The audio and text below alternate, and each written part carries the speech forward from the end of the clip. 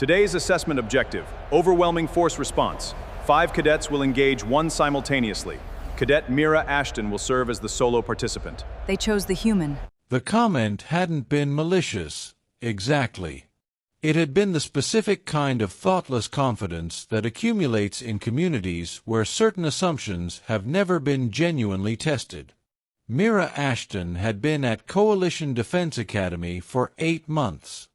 8 months of performing adequately in coursework that was genuinely challenging, developing working relationships with cadets who were professionally courteous if not particularly curious about her, and maintaining the kind of low-profile presence that came naturally to someone who'd grown up understanding that standing out in unfamiliar environments required more careful reading of the room than most of her cohort seemed to think was necessary.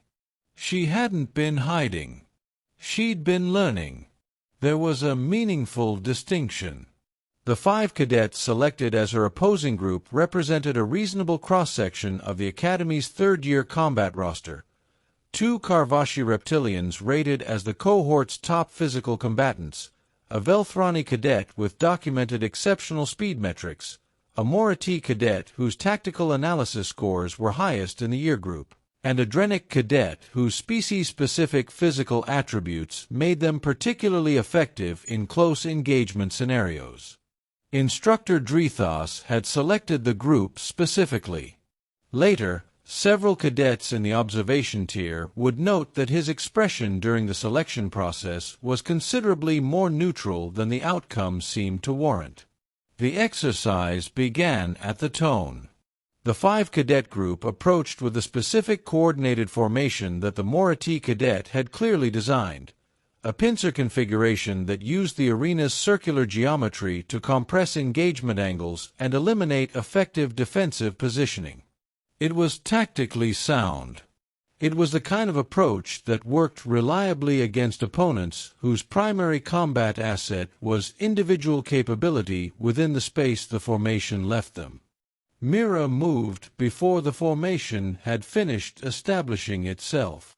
This was the detail that subsequent analysis of the arena's recording would return to repeatedly. She moved before, which meant she'd identified the formation's geometry while it was still being set up, calculated where its points of structural vulnerability would be when it completed, and initiated engagement at the precise moment when the formation was most committed to its shape and therefore least flexible in responding to something unexpected. The Karvashi cadet on the formation's right edge was the first point of engagement, not because they were the most dangerous, but because their position offered the geometry she needed to use the formation's own approach momentum against itself. What followed across the next 47 seconds was something the Academy's combat AI would spend 3 processing cycles attempting to categorize before producing a summary it flagged as requiring human review. Mira didn't fight the 5 cadets sequentially.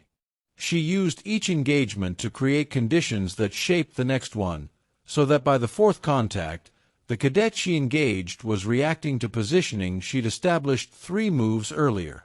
The Morati cadet, whose tactical analysis scores were highest in the year group, recognized what was happening in real time and attempted to call adjustment commands to the remaining group members. The adjustment commands arrived approximately 1 decision cycle too late at each of the critical junctures. When the arena's tone sounded at 60 seconds, the floor looked the way it looked. The observation tier was very quiet for approximately 4 seconds. Then the Velthrani cadet who was sitting upright in a yield position lowered their raised hand, which was not technically required by arena protocol but seemed like the appropriate gesture given circumstances. Instructor Drethoss stepped onto the arena floor and reviewed the medical drone's initial assessment readouts with the systematic attention of someone confirming that all participants would be functionally unharmed within standard recovery windows. Then he looked at Mira, who was flexing her gloved hands with the calm economy of someone performing routine post-exercise maintenance on their equipment. "Cadet Ashton," he said. The assessment objective was survival for 60 seconds. "Understood," Mira said. The assessment did not specify the condition of the opposing group at the 60-second mark. No, Mira agreed. It didn't. Drethoss was quiet for a moment, in the particular way that experienced instructors are quiet when they're deciding how to document something that the standard forms don't quite cover. The Morati cadet recognized your approach pattern in real time, he said. Adjustment commands were issued. They were, Mira said. The response window between their command and the relevant engagement was approximately 0.8 of a second. I needed about half that. You calculated that during the engagement. I calculated it during the formation setup, Mira said. I confirmed it during the first contact. The observation tier had shifted from quiet to a different quality of attention, the kind that fills when a room collectively realizes that what they've just watched requires them to revise several things they thought they understood. Drethoss filed his assessment report the following morning. The summary section contained 3 lines that the Academy's department head would later quote at a faculty development session. Cadet Ashton performed the exercise objective with outcomes substantially exceeding the assessment parameters. Her engagement approach reflects combat philosophy developed under environmental pressure conditions that are not replicated by any current Academy curriculum. Recommend her training program be redesigned around challenge escalation rather than peer benchmarking. She is not operating on the same curve as her cohort. She is operating on a different curve that our measurement instruments were not built for. Mira read the assessment summary when it was formally shared with her. She noted the recommendation about redesigned training and filed a polite request for the challenge escalation to begin the following week. It seemed like enough time to recover. The Karvashi cadet from the opposing group found her in the training facility 2 days later, which took some consideration on his part. His species' cultural framework around defeat was nuanced and not particularly oriented toward initiating conversation with the source of it.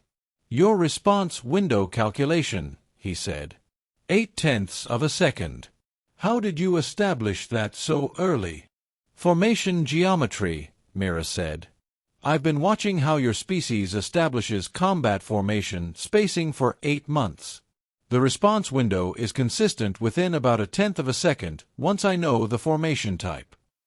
He absorbed this. You've been studying us, he said. I've been learning the room, Mira said. There's a distinction.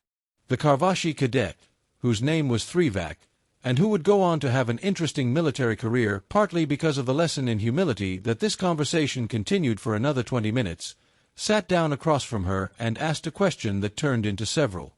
Mira answered all of them. That was the distinction. Thrivak would later tell younger cadets that he had lost to Mira Ashton before the exercise even began. Not because she was stronger. Because while he had spent 8 months training for the Academy, she had spent 8 months learning everyone in it. The end.